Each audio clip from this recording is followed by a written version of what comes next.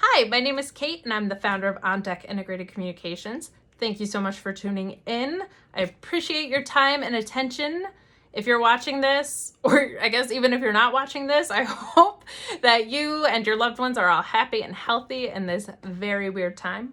I refuse to say unprecedented time because I am a copywriter, and to use stock phrases is against my religion. I really do appreciate you tuning in, and we are releasing a video series all about social media, specifically for people who aren't trained in social media and are now absorbing social media responsibilities. We've been hearing a lot that people are suddenly taking on social media programming because the people who are normally doing it at their company or their brand are suddenly either furloughed or laid off, and everything is very uncertain and they don't really know where to start. So we are here to help you with some of the fundamentals that will hopefully help you in your quest. Quick background on me, just so you know that I know what I'm talking about. I have been the founder of On Deck Integrated Communications for just over 3 years now. And before that, I was with a variety of agencies and in-house positions where social media was a responsibility of mine. I've worked with everyone from banking clients to musicians to barber and beauty equipment manufacturers. They made barber and salon chairs to dental equipment manufacturers. So kind of the gamut on anything from art to sports to corporations. So we are excited to bring you this because I feel like in everything I've done, here are some fundamentals that can help anybody and everybody. These things, in my opinion, are pretty universal. So today, we're going to start you with some basic resources that I think will be very helpful to you. In most cases, free sources. Co-opting that word if it hasn't been done before. Most of these are free and very budget friendly. So normally I'm going to cover 1 to 2 topics per video. Today we're going to stick with 1 because I really want to kind of keep these shorter, and I've already eaten up a few minutes of your time with all my intro stuff. So on Tuesdays, we're going to be giving you content. On Fridays, we're going to be answering questions. So feel free to submit your questions to me at kate@ondeckic.com. You can also go find us on social media at ondeckic. And you can also just leave your question in a comment below. But feel free to say hi. Throw me an email. So that's how these are going to run. I'm really excited to do this. I hope that this feels a need that we've been hearing about from a lot of people. So today, like I said, we're going to start with resources. Some of these you're going to be familiar with already. Some of these are going to be probably newer to you, just things that you haven't heard of because this isn't what you signed up for. So hopefully these are going to be helpful to you. The first thing that you're going to want to do in your social media programming, if it's not already established, is you're going to want to use a calendar to plan out your content. Preferably, if you can, I try to get a month ahead of time. A week ahead of time is probably something that's more reasonable for someone that isn't doing this as their job inherently. But it's definitely going to save you a lot of time to sit down and just plan things out for 1 to 2 weeks ahead of time if you can get it for an hour or two versus trying to manufacture content the day of and putting a bunch of pressure on yourself. Take it away. Don't do that. It's unnecessary. It's unfair to you.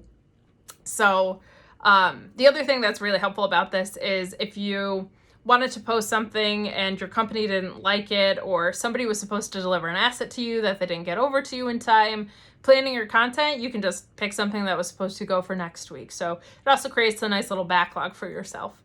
So definitely use a calendar, something that you can share with other people if they're going to be involved. Hopefully you're not alone in your quest. Google Calendar, Outlook Calendar, whatever calendar client you're already using, I think is just a really basic and easy way to get yourself started. I personally, just because I'm old school, I like the printed out calendars. I like having it right in front of my face. So that's also an option. I do both, actually. I'm overkill in a lot of aspects, but having a calendar that's in front of my face and having one that's digital are both very helpful tools. The next thing that you're going to want to do is make sure that you have a spreadsheet to track your growth and engagement. I will put an example, but it's incredibly simple. Spreadsheets that everyone's familiar with. This will just help you keep track of whether or not you're growing, how much engagement you're getting, And that helps you identify patterns, right? Like all analytics in pretty much any aspect are supposed to do. This is very helpful for saying what times of day you should be posting and what types of content people are gravitating towards. So a lot of times it's not what you think. So it's kind of a nice way of having an internal look at yourself and almost like researching yourself in a lot of ways. Helps you plan for the future. The next thing that I'm going to tell you about is something you may not be familiar with called, I think it's called Checkiday. It's CHECKIDAY.com. Checkiday, or at least that's what I think it is, has, it's kind of a database of national and international resources for what the national and international month it is, the official month of something, official weeks of something, and the official days of something. So we all know that breast cancer is in October, right? So October, everything turns pink because it's Breast Cancer Awareness Month. But it's not only the month of breast cancer, it's also the month of ADHD. So there's national months for a lot of different things out there. You can find yours and you can jump in on those conversations also on a weekly and daily basis. A lot of them are useless. A lot of them are weirdly specific. I don't know how they became a national or international thing. It's like national like rhubarb pie north of the Mason-Dixon line day. It's crazy how specific they get, but there's also some very helpful ones, and a lot of them will be endemic to what you're doing. For example, with that dental manufacturing client that I had, there was Smile Day, Tooth Fairy Day, all sorts of stuff like that. On the other side of that, people would send us pictures of dogs in their dental chairs.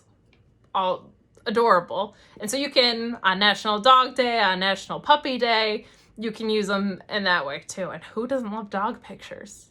If you're watching this and you don't love dog pictures, I don't know what to tell you. It's probably not a match. You could probably hear my dog in the background, actually. He's being a brat as we speak. Checkiday.com. Super, super helpful in your planning. Find out what conversations are already there, because it keeps you from having to light the fire of conversations. There's some that are already happening that you can just kind of jump in on with your content. Okay, the next thing is Canva. Canva is the greatest thing in the world.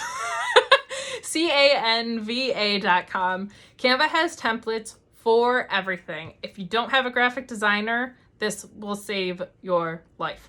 Canva is fantastic. There's a lot of programs out there that are also similar to it. For whatever reason, I gravitate toward Canva. They do a really fantastic job of having completely customizable templates for your social media posts, and also for like banners and headers on Twitter, on LinkedIn, on Facebook. They also even have now stock video and stock photos, a limited selection, but if you know anything about iStock, it's a way more expensive database. So if you're just doing some basic stuff, it's really, really wonderful. They also have animated social media posts in there now too.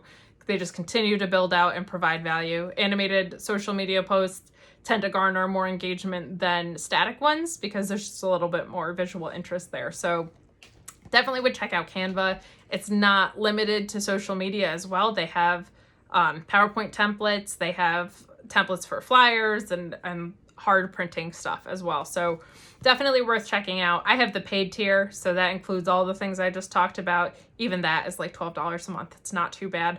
I don't remember what the free version includes because it's been a minute since I had it, but I think if you're posting and you don't have a graphic designer, this is the most valuable resource that you could probably have out there. Even if you do have a graphic designer, assuming they're not someone in-house, you're not going to waste their time and your money on like kind of the knucklehead stuff. Like you're not going to need them for a really basic Instagram post.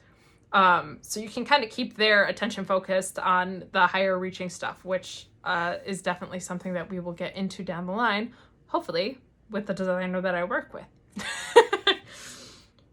The next thing that I want to let you guys know about is Pod Video. Pod Video is a fantastic resource if you have something that is primarily audio based, but you want to add visual life to it. So it started for podcasts, right? You have audio, but you want to post about your audio on Instagram, on Twitter, on things that are more visually based. It generates like a waveform for you, and you can choose everything about the waveform. You can have it just be a little circle timer in the corner. You can have it be like a literal wave. You can have it box in your content. A lot of different ways that you can kind of customize whatever visual upload you want to use and their kind of audio timing feature. It's really great. You've probably seen it all over social media and don't know who's behind it. I'm telling you, it's Pod Video. They're fantastic. They also have an amazing social media team behind them, and customer service team. I had to reach out one time on a Sunday and they got back to me in like 2 minutes. On a Sunday. They're fantastic over there. And finally, a resource that you may or may not know about. This one's kind of on the cusp, but if you want to schedule your social media posts, which I'm guessing you do if you have other job responsibilities and this ain't it, TweetDeck and Hootsuite will do most of your scheduling responsibilities for free.